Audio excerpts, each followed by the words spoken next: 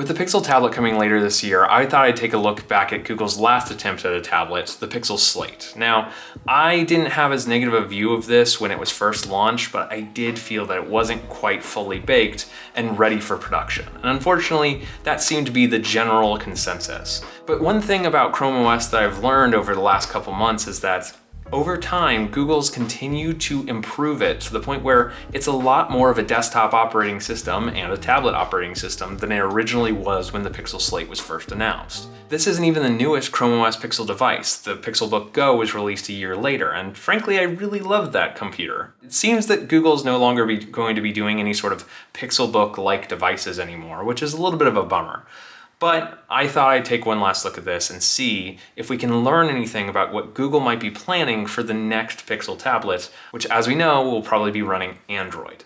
Now, Chrome OS and Android are very different operating systems in many ways, but there are some similarities. As time's gone on, Google has continued to improve the Chrome OS experience, and most notably, the touch experience, which looks completely different from when the Pixel Slate was originally released. Beforehand, it felt more like an experience made for laptops that's kind of been handed off onto a tablet, but this time around, it does feel, when you don't have a keyboard attached to the device, that it is a lot more of a tablet experience. And in some ways, I actually prefer some of the experience relative to the experience that I'd get on a larger Android tablet like the Galaxy Tab S8. The home screen is relatively basic and not super customizable, and for the longest time I couldn't figure out how to reorder applications so they were alphabetical, until recently when I actually figured out it's as simple as holding down and reordering the sort by method. Granted, that option was not always there until more recent versions of Chrome OS. The hardware of the Pixel Slate is good, if not great. Yes, technically it is all metal and aluminum, but it does feel more like the Pixel 4 or even 3 experience than it does the Pixel 6 Pro or the Pixel 7 Pro. It is relatively thin and quite robust, but the bezels do make it look a little bit more like the Pixel 4 series, and I really wish that there was a dedicated underscreen fingerprint sensor like newer Pixels. This fingerprint sensor, while functional, it doesn't feel like it's really built for Chrome OS. I've found many times that when I locked the device and then re-accessed it, or logged out of the device and re-accessed it, it unfortunately needed me to enter my PIN or my password in order to get back in. One plus is that there is a USB-C port on either side of the device, so it can charge on either side of the device, or you can use USB-C peripherals while you are charging the device, which is nice to have and not really a feature of most tablets like iPads and Galaxy Tabs. On the bottom is the 4-pin connector, the Pogo connector, in order to connect it to the keyboard. Now, frankly, I don't have the keyboard because it's very expensive on eBay for what it gives, and I usually just connect it via a docking station or like a little portable keyboard I might have. One downside I have with this device is the fact that it has no dedicated kickstands like the Surface line does. And while iPads and Galaxy Tabs don't as well, I really think that's the best feature in order to really enable a tablet to be portable and usable just about anywhere. So this kind of relatively bare back will need to have some sort of case or the keyboard case in order for it to be propped up. From what we've seen from early Pixel tablet renders, the Pixel tablet will likely look very much like this, which is a little bit outdated, right? I mean, yeah, like I don't really care too much about the size of bezels if I'm going to be putting my hands on it, but I wish Google did use some of their more modern design language that they have in the Pixel 7 Pro series, for example, and apply that to their Pixel tablet. But we'll see if that actually happens. Instead, the new Pixel tablet looks to be a little bit more like a Nest product, since it has the built-in docking station functionality, which allows you to make it work like a Nest hub.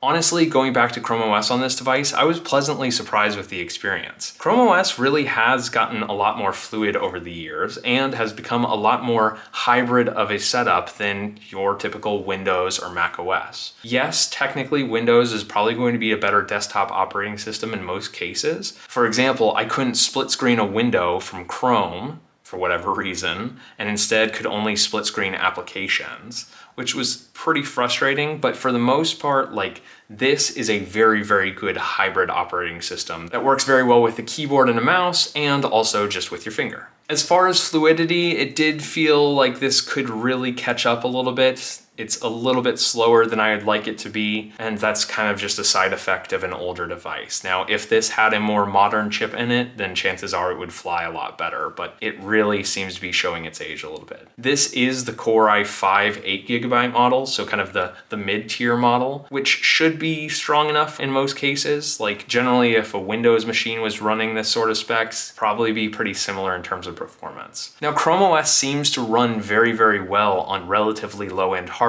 like Celeron devices, for example. But for whatever reason, this device never really flew all that much, and it might be because Google really didn't put as much effort into it. But for whatever reason, this device never really seemed to fly the same way that a lot of other Chromebooks do. Now, I'm gonna show a little bit of bias here because I was part of the Google team, but I can't really see why I would want to use an iPad over this. Largely, the Chrome OS experience is good enough in tablet mode, and it covers laptop and desktop mode a lot better than most iPads that I've used. Yes, technically it doesn't have the same sort of application stack, it doesn't have the same sort of applications that you might get on an iPad, like for example DaVinci Resolve now, but I think that really makes up for it in the fact that a keyboard experience is a lot better on Chrome OS than it is on the iPad. And this is really built for multitasking and multiple windows at the same time. The big feather in Chrome OS's cap is the fact that you can also run full Linux on it as well, unlike an iPad. Now, I only recently have started diving into Linux, so I'm not really all that familiar with everything there is to do with Linux. But the fact is it is a very, very capable desktop operating system that enables you to do stuff that you couldn't do on most Android builds, and of course not iOS. Now, my personal use case for it is there's a number of different applications, JavaScript-based applications that I've built over the years that can thankfully run on a full Linux build like the Pixel Slate. And frankly, they run very, very well. I personally have built all my applications in Docker, so I can portably take them off one of my servers or one of my dedicated coding machines, drop it onto the Pixel Slate, and then run it, and it runs flawlessly, which is pretty damn impressive. Would this become my primary coding machine? Probably not. It does feel more reliable than some of my experience with coding on Windows sometimes because I have to use Docker through Docker Desktop and WSL. But unfortunately, there's probably better solutions on the market, like using a MacBook or using a dedicated Linux system. Like my primary Linux laptop performs obviously a lot better than this Chrome OS device does in Linux. I also thought it was interesting that there's some applications that don't really work on Chrome OS devices. Now, Slack is a great example. Now, technically what I could do is go to the Slack website, download it as a mobile application or a web application, and then run it locally as though it's a regular web app on my Chrome OS device, but it's really an end-around solution. For whatever reason, Slack doesn't allow Chromebooks to run the Android application for Slack, which is kind of frustrating. Instead, you're going to have to go to the mobile website, which I don't really understand why that's the case. There are several Android applications that just don't work on Chrome OS devices.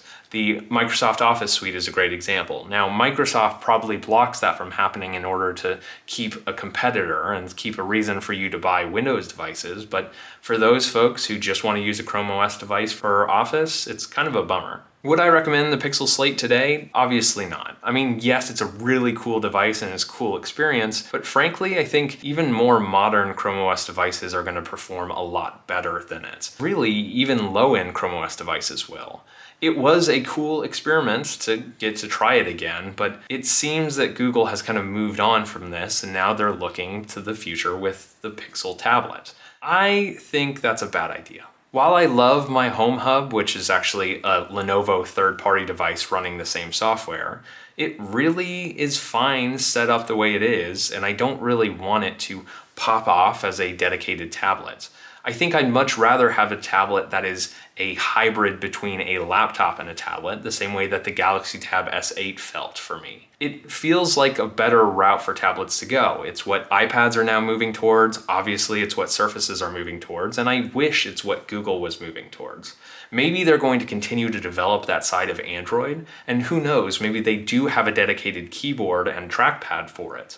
But from what I've seen so far, and from what we've seen from materials, it looks like more like they're positioning it as a kind of home automation and control device than a dedicated tablet that can replace your laptop. I did test out the Pixel Slate as a portable YouTube and Netflix watching device, since it does have killer, incredible speakers that still stand up really well today. But unfortunately, it's not nearly as fast and fluid enough as I'd want or expect out of a more modern tablet like the Galaxy Tab S8 series. For that reason, I'm going to have to sunset my Pixel Slate and basically look forward to the Pixel tablet. But it was nice getting to look at it one last time. Thank you for watching InnoIso. I do hope you liked this quick review of the Pixel Slate, and I hope you are excited for the Pixel tablet coming up soon. If you are, be sure to get subscribed to my channel, because obviously I'm going to be covering it and very excited when it comes out. Thanks for watching, and I'll catch you in the next one. See ya.